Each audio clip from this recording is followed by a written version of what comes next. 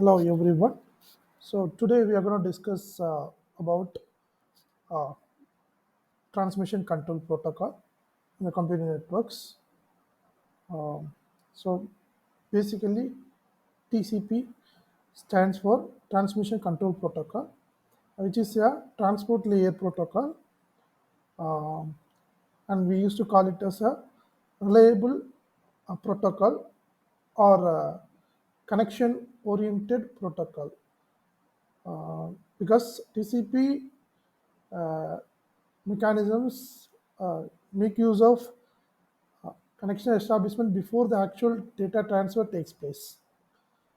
So, the basic difference between TCP and UDP is that TCP is connection oriented protocol, whereas UDP is connection-less protocol. There are three important phases in TCP.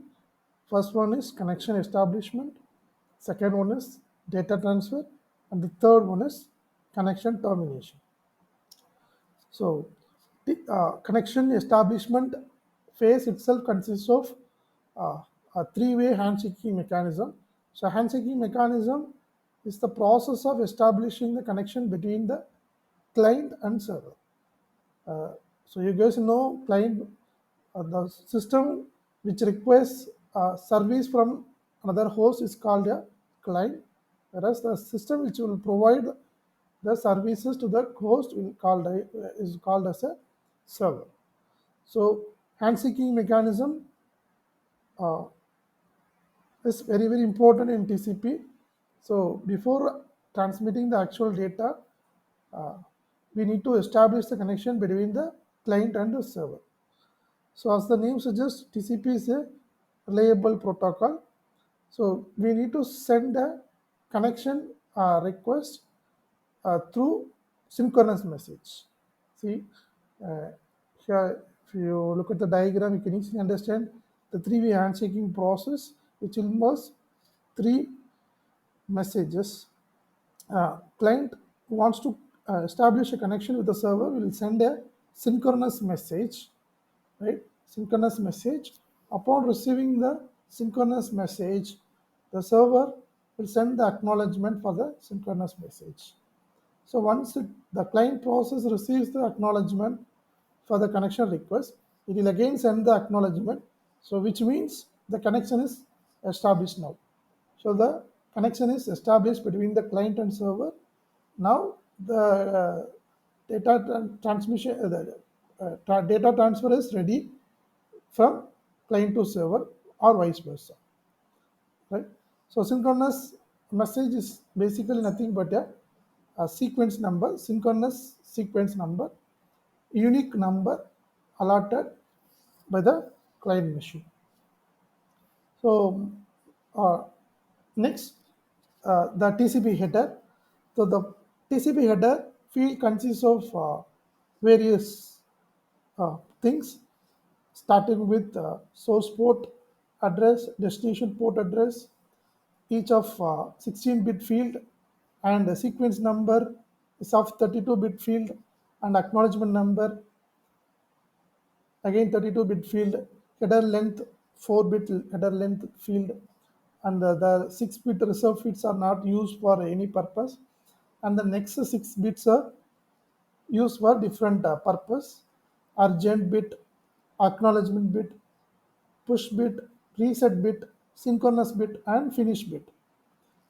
And then next 16 bits are allocated for window size, that is for the advertisement window. The next 16-bit field are allocated for checksum and urgent pointer. And then options field is not mandatory field. So you can, if you want to increase the header length or if you want to add any padding, you can use those option field. So this is the overall diagram of TCP header. Uh, TCP header uh, is minimum required size for TCP header is 20 bytes, similar to IP header. Uh, so you can increase the header size up to 60 bytes. Next one is error control. Error control in TCP. So how do we control error loss of packets in TCP? So we use three methodologies to control the error in TCP. First one is checksum, the second one is acknowledgement, and third one is retransmission.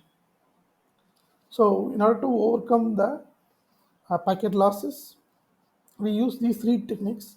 Checksum failed, which is nothing but if the segment if the segment is corrupted in a TCP, right, the particular packet will be discarded by the destination TCP, and it is considered as loss. So it will send a duplicate acknowledgement or negative acknowledgement so that the source device will retransmit the packet again. So this is called the checksum. So checksum is basically uh, the conversion of all the hexadecimal to binary of TCP header, and you can add together all the values, and the ones complement of the result will give you the checksum value, right? So if the um, checksum value of um, destination packet received at the destination is all zeros, then you can consider the received packet is correct, right? If the checksum is wrong, you can discard the packet and you can request for retransmission from the sending device. Then next one is acknowledgement, right? So TCP has another mechanism called acknowledgement to confirm the source device that the packet is delivered correctly, right? If the packet is not delivered, then you cannot, you can drag the, you can hold the acknowledgement so that sending device will retransmit the packet until the acknowledgement receives from the destination device, right? So when your segment is lost, damaged, or missing, you can request for a retransmission, right? So segments will be retransmitted only in the case of two events. When the first one is when the sender receives three duplicate acknowledgements, right? So when the sender receives three duplicate acknowledgements consecutively for a same segment, then the retransmission will occur. The second one is when a retransmission timer expires, right? So usually sending device will maintain a timer to monitor the acknowledgement packets, whether it is received or not, right? If the sending device doesn't receive the acknowledgement within the timer, right, time slot, it will start retransmitting the packet, right? So this is called a retransmission after timeout, right? Then next one is retransmission after three duplicate acknowledgement segments, right? So if particular uh, segment is not received properly, right? Uh, if your acknowledgement is lost, or if your RTO value is very small, right? So the retransmission will occur after receiving three duplicate acknowledgements for a particular segment. So this is a fast retransmission technique because it makes it possible to quickly retransmit the last segments instead of waiting for timer to end. So even though if a timer is not yet expired, but still after receiving three duplicate acknowledgements, you can retransmit the particular segment. The next one is TCP flow control. So TCP flow control uh, is basically the balance between the data production and the data consumption, right? So flow control means basically the receiver or the server will indicate the sender that I can able to receive this much amount of data, right? So for example, uh, sender sending host can able to transmit the data at a rate of 100 megabits per second, right? But the receiver is able to receive only 50 megabits per second. So the flow control is basically to indicate the sending device that I can able to receive only 50 megabits per second.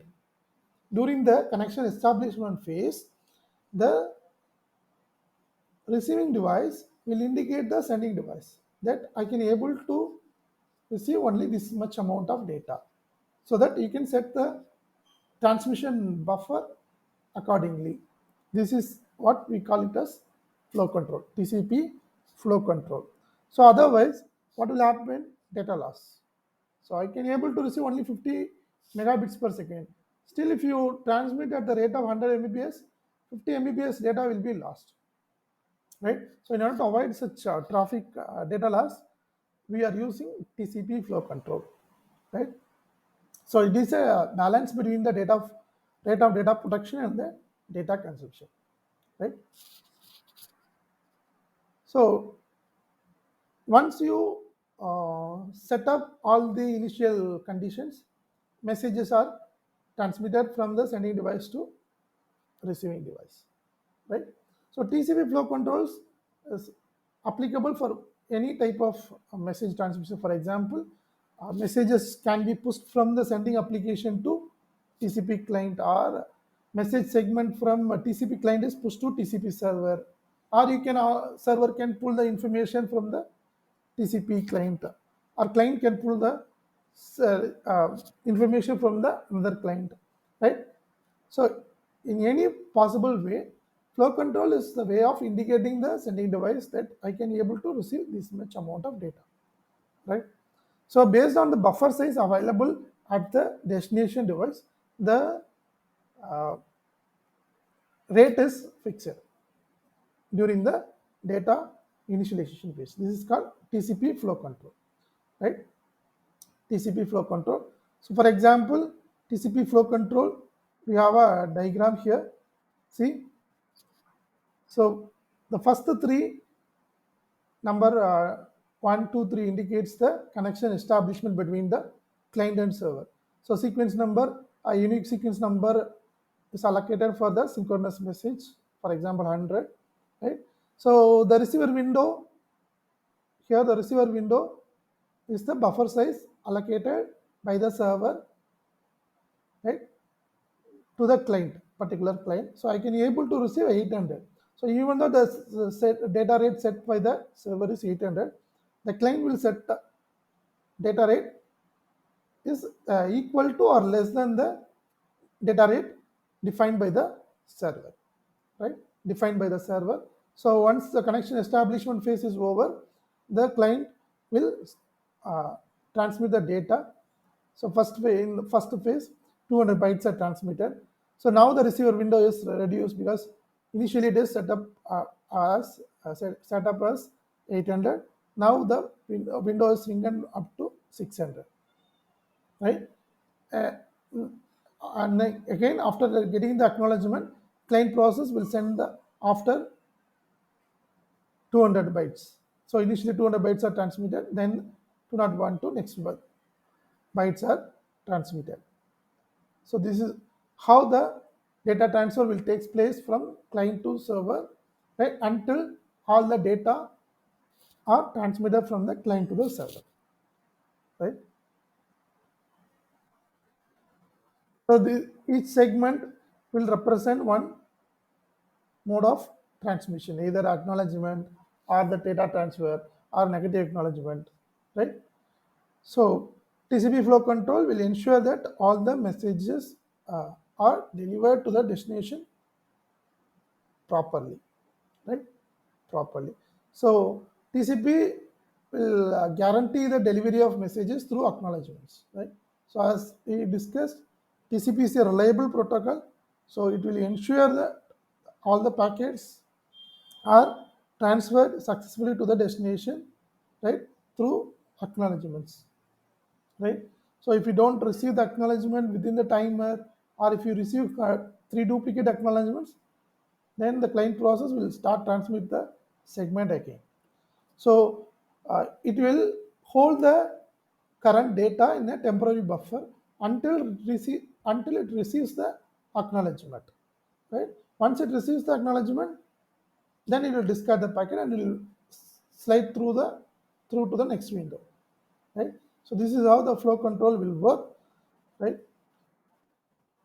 So this is how the sliding of segment will takes place from one window to next window, right? So silly window syndrome, one problem with the TCP flow controllers, silly window syndrome. So silly window syndrome is nothing but either the client machine will generate data slowly, or the receiving process consumes the data slowly, or both, right? So for example, the minimum header size required for TCP is 20 bytes, but your data production rate is 2 bytes, for example, I'm telling 2 bytes, then to transmit 2 bytes, you are wasting 20 bytes of header, right? So the efficiency of or utilization of resources is very poor in this case. This is called silly window syndrome, right? Silly window syndrome. So, so ultimate goal of any protocol is to utilize the resources properly. So instead of in order to send 2 bytes of data, you are using 20 bytes of header. So the utilization of resources is very poor in this case. So in order to avoid silly window syndrome, you can accumulate the data. You can accumulate, you can wait for multiple data to gather so that it should be more than the size of the header. Right? This is called Nagel's algorithm. Right? So you have to wait. All the data should be stored in a buffer for a particular period of time, or a particular to gather the group of data in such a way that it is more than the header size, so that the utilization of resources will occur properly. This solution is called Nagel's algorithm, right? So first take segment of data will be sent irrespective of the size of the segment, right? Whether it is 2 bytes or 4 bytes, first segment is transmitted as it is. After that, you have to wait, right? Data will be accumulated in the buffer, right? So that in such a way that the utilization of resources will happen properly. The step will happen until all the data transfer is done.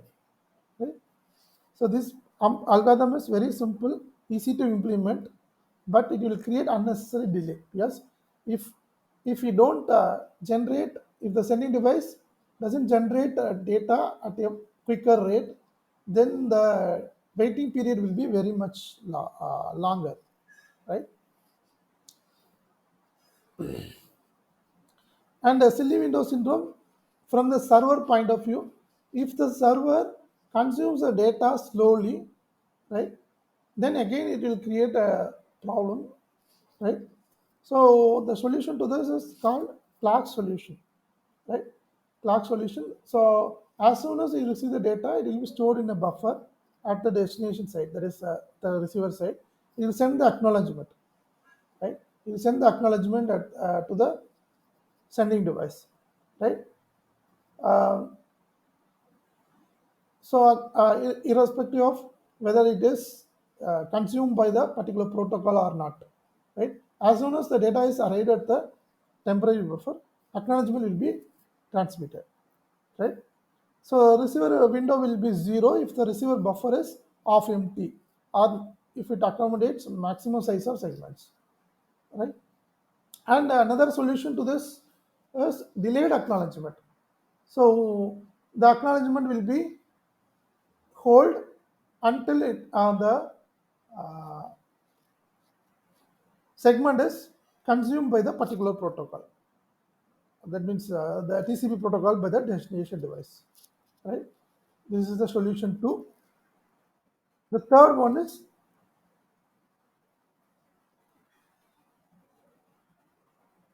error control.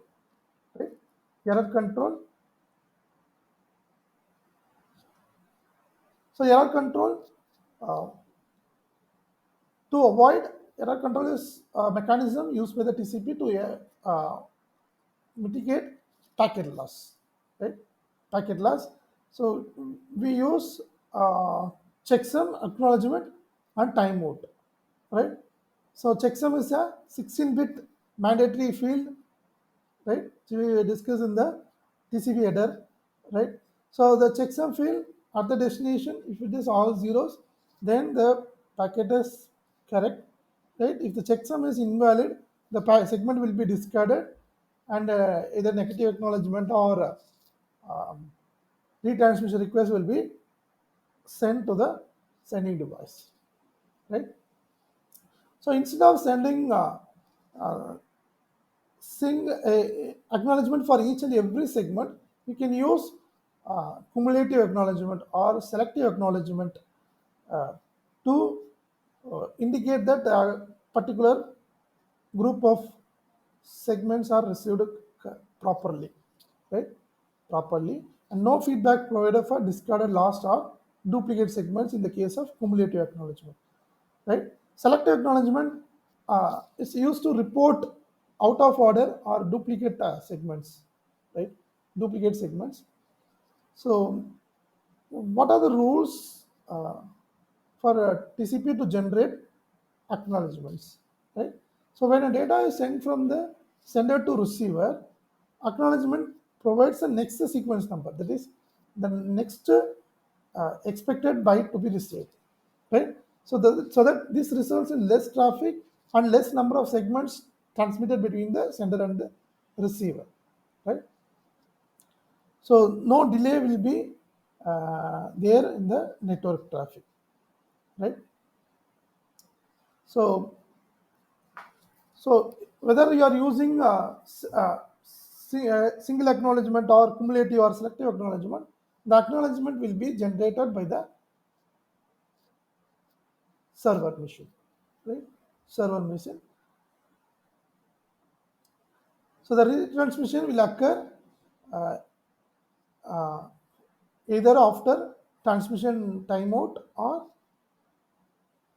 invalid checksum, right? Invalid checksum or retransmission request, right?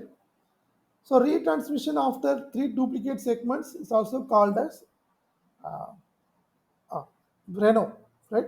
Reno, because even if your timer doesn't expire, it will send a three duplicate acknowledgements.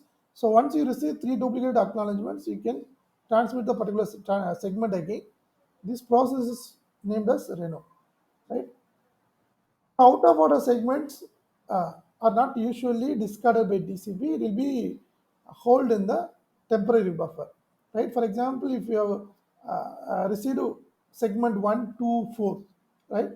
So in this case, segment 3 is missing. So segment 4 will not be discarded, right? Segment 4 will be put in the uh, stored in the buffer. Once you receive segment 3 and 4 will be uh, given to the appropriate protocol, right? So TCP will make sure that all the segments are delivered in sequence to the process, right? So this is a simplified state machine model for TCP sender side, right? So sender will either be in ready state or blocking state, right? Ready state. So in ready state, you can start with you can transmit a segment, right? Once you transmit a segment, the client machine will enter into blocking state, right? So after getting the acknowledgement, it will again come to ready state, right? So sending device will be either be in ready state or blocking state, right? And this is a simplified state machine model for server side or receiver side. So receiver will always be ready to receive data from the client machine, right? So there are possible cases so that the change state will not change, but it will come back to the ready state, right, after some time. Third one is TCP congestion control, right? TCP congestion control. So congestion control to avoid overloading of network traffic, right? So the client window size decided by the available buffer size of the server, right? Buffer size of the server. So RWND denotes the receiver advertised window size, right? Whereas CWND denotes the congestion window size, right? So the actual window size is equal to minimum of RV, receiver window size, and congestion window size, right? These are some abbreviations that we have used in the PPT: receiver window, congestion window, slow start threshold, maximum segment size, acknowledgement, and round trip time, right? So congestion window, we have two cases: slow start, exponential increase, right? So first the sender will transmit one segment at a time, right? One segment at a time. If it receives the acknowledgement for the particular segment, right, it will increase the segment size exponentially. So 1 plus 1 is equal to 2, right? So in the next phase, it will start transmitting two segments at a time, right? So it will, after getting the acknowledgement for the two segments, again it will increase the segment size by 2 plus 2, 4. Like this, the slow start will increase exponentially until it doesn't receive any acknowledgements, right? If it doesn't receive any acknowledgement after transmitting 8 segments, it will come back to half of the rate, 4, right? And it will start transmitting the segments, right? It will set the threshold value as such, right? So this is how slow start exponential increase will happen, right? So it will increase the segment size exponentially, right? The second one is additive increase, right? So the second one is uh, additive phase begins when slow start reaches threshold level. So if it reaches the threshold level, it will increase one by one. See, if you look at the diagram, you can easily understand. So it reaches the threshold level, which is equal to 4, right? So after getting acknowledgements for the first 4 segments transmitted, it will increase the segment size by 1. So 4 plus 1, 5. Next, it is after getting the acknowledgements for the 5 segments, it will increase again by 1. That is 4 plus 2 or 5 plus 1, right? 6, 7. Like this will increase additively, right? If it doesn't receive acknowledgements at a particular point of time, again it will reduce the segment size by 50%, right? For example, at 10 segments uh, transmission, we don't receive acknowledgement, it will reduce the segment size by 5, and it will retransmit the packet segments again. So this is how the uh,